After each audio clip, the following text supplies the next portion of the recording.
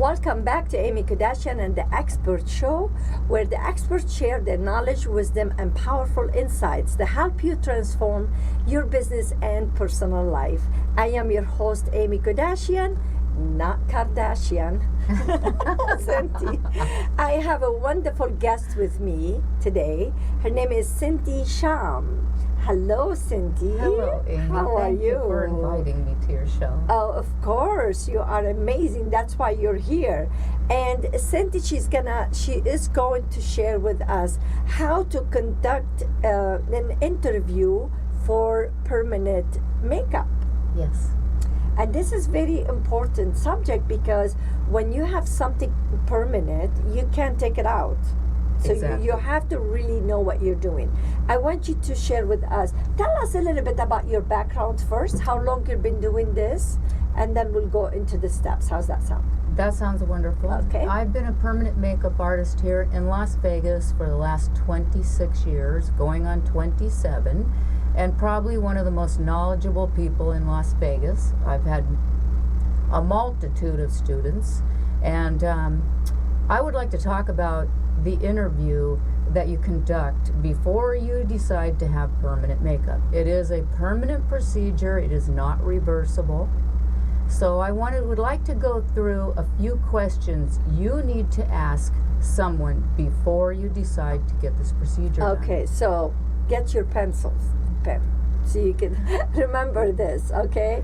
And what is the question? What is the first things they need to learn when they are walking into someone who does permanent makeup? I think that when you research permanent makeup, the very first thing is to have a live consultation with the artist. You need to enter the studio, look around, make sure it's clean, make sure it is a licensed facility. They're not doing it in a back room somewhere or in their house. You need a licensed facility. The first question that a person should ask when they decide to have permanent makeup is, how long have you been doing this? Mm-hmm. That should be the first question. But it's gonna take away from people who are just starting? How are they gonna start if they're not gonna have anyone? They will start, but it's going to take them at least 3 years before they can consider themselves an expert. Oh, well, almost like a doctor. When they graduate, they have to go 3 years under somebody else. Yes, yes, and in order to obtain insurance, some of the more complicated procedures can't even be performed until you've been out there 2 years. Okay. This is important also, that you have that the person has liability insurance. If they can't obtain liability insurance, they were not properly trained by the right person. So if they're trained by the right person for under someone for 3 years, did they count that as 3 years they've been doing it? Well, the way that it's mandated different in every single state. Mm-hmm. In this particular state in Las Vegas, it is a 6-month apprenticeship program. To be under someone like yourself. And then they practice for the next few years. But how about if I'm interviewing someone and I say, how long you've been doing it? And she's been doing it 3 years under you. I would say they can call that fine, as 3 years? But you always want to look at the work.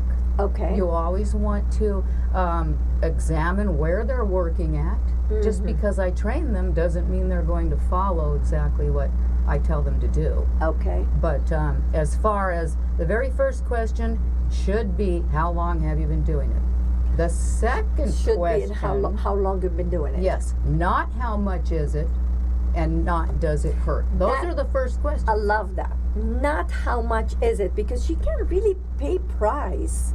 You can't afford not to pay enough for it. It is just not a matter of how much. It's the because quality you could be paying $100, but then you get what you pay for. Exactly. Okay. The second question should be, what is it you are putting under my skin? How long have you been using it? Because someone that's been doing this 1 year has no idea what these pigments turn into 3 and 4 years down the line. So you could look good, but then you don't know how it's going to look 2 or 3 years later. As it fades. That's a lot of homework. That's a lot of work. It's experience, and you need that experienced person. The third question should be, if I'm not happy with this, can it be removed? The answer is no. You can try to have it removed, Okay. but in all the circumstances I have ever come across in all these years of my experience, it always leaves a residual color scarring somewhere. Yes. Yes. And when you sign a release form and you let a person work on your face, you are giving them permission to do whatever they want. It's up to them. So you need to do the homework.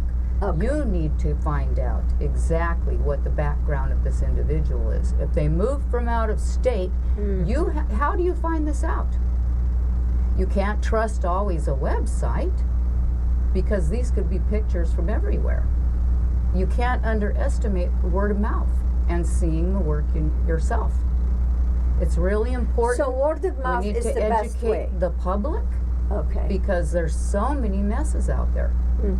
And to prevent those messes, or at least make the best decision for you, you need somebody who's very experienced. Who knows what they're doing? Because Yes. your life might change just Yes. because, Okay, so what else do we need to know? Clean, they have to be clean, Licensed. licensed, and then when you walk, it asks the question how many. Ask the questions. Look at the work, the Look pictures. at the work and ask them what they're using, What are they using? and how long they've The been using. particular pigments that I use, after experimenting with many different ones, I found that the pigment line that I use has been in existence 40 years. It's done its test of time. Okay. I know how it heals. I know how it looks 10 years from now. Okay. You're educated about that. So what else can you give us to prevent us from having something bad? If you walk in for your consultation that day, usually the artist will draw eyebrows on you that day. Let's say you're having eyebrows that day, and lips, eyebrows.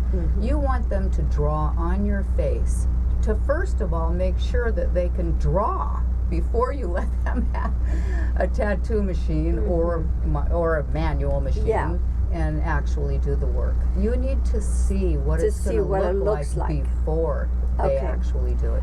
Now, is it you're gonna have to see what they're doing, and then they follow that. They should line. follow that line. If they're skilled, there shouldn't be any trouble. So don't sit on the table and just let them work on you. Yes. You need to prove it first. And there's one more thing that I really want to educate the public about, and that is permanent makeup was never intended to take the place of your makeup.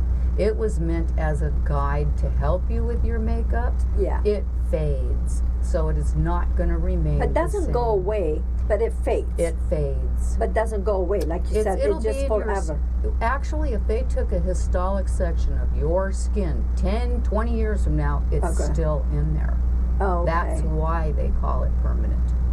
Okay, still there, but then it fades. It fades to a real light tone. Okay, lights very up. light tone. So what it fades? I heard like the lips fades faster than the eyes. Lips have a or- retention of about 5 years, depending 5 on years? the tones. The lighter you go, the quicker this is going to fade. Okay. The darker you go, you could be left with a darker undertone, undesirable.